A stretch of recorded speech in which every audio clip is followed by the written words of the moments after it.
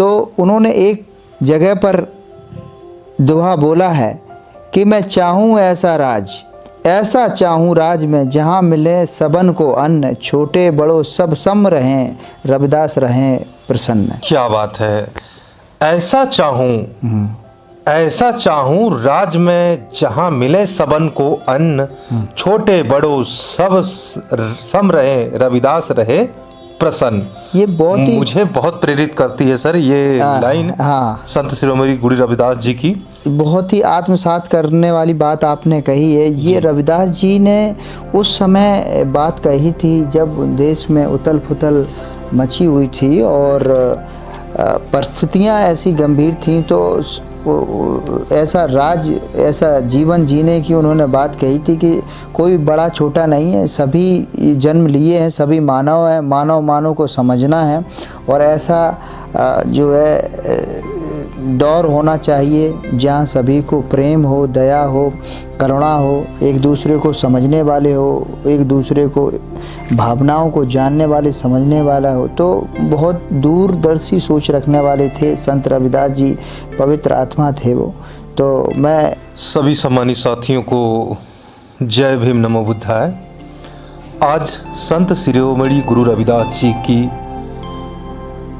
जयंती है, जन्म दिवस है। आज की प्रकाश पर्व है, बहुत हर्षोल्लास से मनाया जाता है पूरे देश में, पूरे विश्व में, पूरी दुनिया और पूरी दुनिया में मनाया जाता है रविदास जी की जयंती। आइए थोड़ा सा हम रविदास जी का परिचय जान लेते हैं।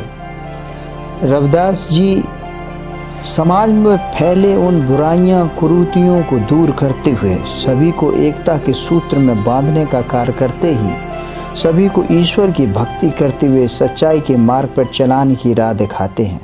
संत रविदास जी बहुत ही महान विचारक रहे हैं और उनकी जो शब्द वाणी है, ए.के. गौतम जी से निवेदन करूंगा सर से कि वो संत रविदास जी के विषय में कुछ महत्वपूर्ण जानकारियां, उनके जीवन परिचय के संबंध में जानकारी देने की कृपा करें अपने दर्शकों को।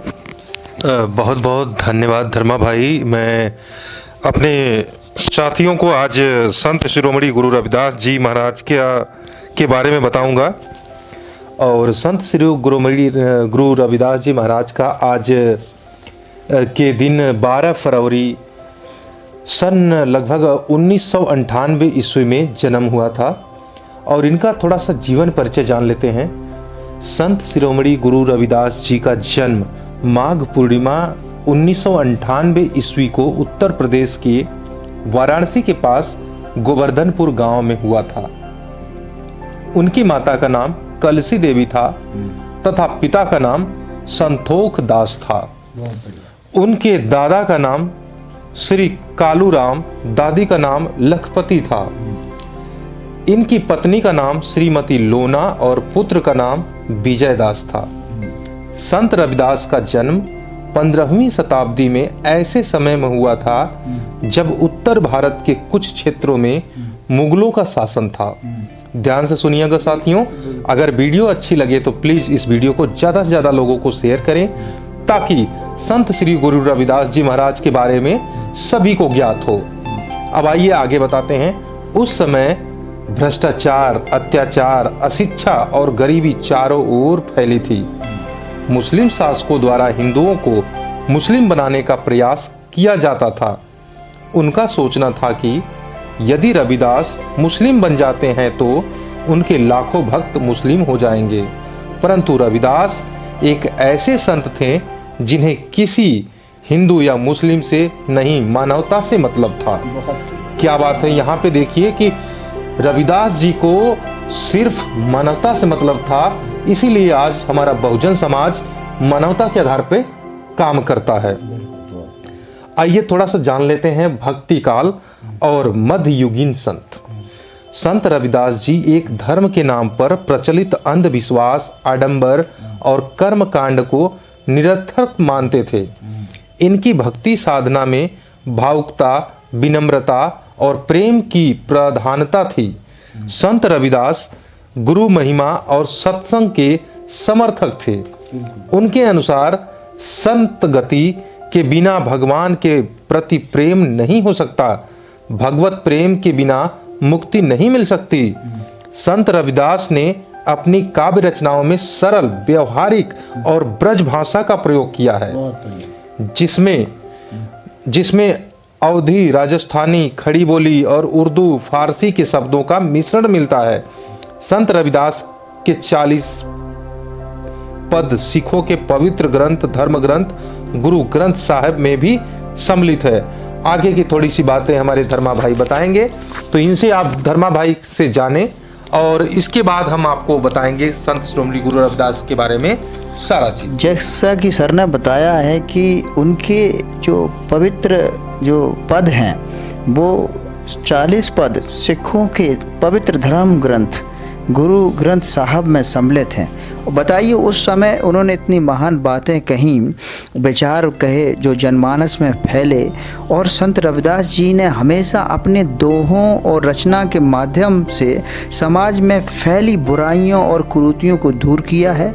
संत रविदास जी ने सभी को भगवान की भक्ति करके सच्चाई की राह पर चलाने की प्रेरणा दी है। हमें भी मानव को मानव समझना है और एक दूसरे की भावनाओं का सम्मान करते हुए जानना है। तो रविदास जी कहते हैं कि एक सृष्टि एक बूंद का विस्तार है, और कोई भी, जैसा कहा गया है कि the 1000 mile of the journey started from the one step, यानी कि जो हजारों मीलों की यात्रा है एक कदम से स्टार्ट होती है। उसी प्रकार एक समुद्र जो होता है, एक बूंद का भी बहुत महत्व होता है। एक बूंद से मिलकर ही एक महासागर का रूप लेता है। तो हमें सभी को एक एक मनुष्य जो मिलकर बने हैं ये सागर का पूरी रूप ही हैं। और रविदास जी ने उस समय ये बात कही थी और सभी प्राणियों में ईश्वर की भक्ति की भावना पर उन्होंने जोर दिया था। और अब मैं सर से निवेदन करता हूँ कि इस बात को और आगे विस्तारित दें, भक्ति भावना को।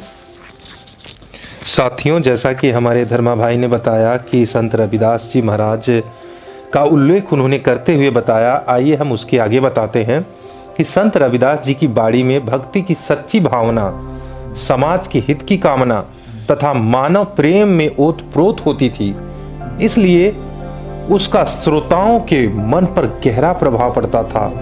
उनके भजनों तथा उपदेशों से लोगों को ऐसी शिक्षा मिलती थी जिससे उनकी शंकाओं का समाधान हो जाता था और फिर लोग उनके अनुयायी बन जाते थे। उनकी बाणी का इतना व्यापक प्रभाव पड़ा कि समाज के अन्य वर्ग के लोग भी उनके श्रद्धालु बन गए। मीराबाई, अब आगे कहते हैं, मीराबाई भी उनकी भक्ति भावना से प्रभावित होकर उनकी शिष्या बन गई।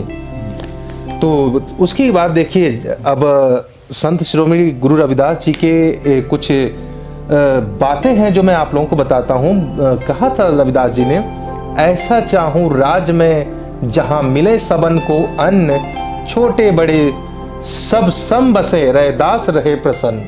अब सोचिए कि जब संत शिरोमणि गुरु रविदास जी ऐसे भावना के आदमी थे, ऐसे शब्दों का विचार और उच्चारण करके लोगों को एक साथ जोड़ने का काम करते थे, आज क्या हो रहा है हमारे देश में साथियों, कि ये एक दूसरे को तोड़ने का काम कर रहा है। आजकल हमारे संत शिरोमणि गुरु रविदास जैसे संत रहे ही नहीं सारे। अब देखो, हम अपनी बाड़ी को गंदा नहीं कर सकते क्योंकि हम रविदास जी को मानने वाले लोग हैं और बाबा साहब के समर्थक हैं, बाबा साहब को मानने वाले लोग हैं और संत शिरोमणि गुरु रविदास और बाबा साहब की विचारधाराओं पर चलने वाले लोग हैं। तो हम ऐसा नहीं कह सकते, किसी को भला बुरा कहने का हमारा कोई अधिकार नहीं है। हाँ, गलत का विरोध हम कर सकते हैं, जो गलत करता है उसके खातिर चाहे हमारी जान ही क्यों न चली जाए।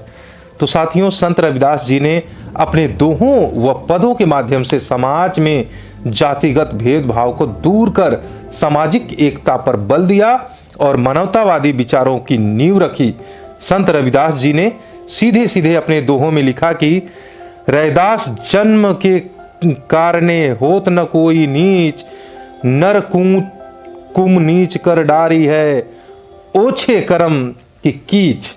यानी कोई भी व्यक्ति सिर्फ अपने कर्म से नीच होता है, अर्थात जो व्यक्ति गलत काम करता है वह नीच होता है। इसलिए कोई भी व्यक्ति जन्म के हिसाब से कभी नीच नहीं होता। संत रविदास आगे कहते हैं, रैदास ब्राह्मण मत पूजिए जऊ होवे गुणहीन, पूजिए चरण चंडाल के जऊ होवे गुण परवीन। यानी कि ब्राह्मण अगर मूर्ख हो, उसमें कोई गुण न हो, तो ऐसे ब्राह्मण को कभी महत्व नहीं देना चाहिए और न ही उसकी पूजा करनी चाहिए। वहीं एक निम्न कुल में पैदा हुआ व्यक्ति जो अछूत ही क्यों ना हो, परंतु उसमें गुण हो, दया भाव, मैत्री, करुणा हो, हर विद्या के दक्ष हो, तो उसको महत्व देना चाहिए और उसके चरणों की पूजा। साथियों, अगर वीडियो अच्छी लगे तो प्लीज इस वीडियो को ज्यादा से ज्यादा लोगों को शेयर करें, ताकि रविदास जी के जन्म दिवस पे ये पावन वीडियो सभी लोगों को ज़्यादा संख्या में सभी के पास भेजें। अगर आप हमारे चैनल पर नए हैं तो चैनल को सब्सक्राइब करना ना भूलें। और सभी भारतवासियों को बधाइयाँ जन्म दिवस पे गुरु रविदास जी के। साथियों, आई होप कि आप लोगों को कुछ सीख मिली होगी, तो प्लीज़ इस वीडियो को शेयर जरूर करें। जय भीम, नमो बुद्धाय, जय भारत, जय गुरु रविदास। साधु साधु साधु।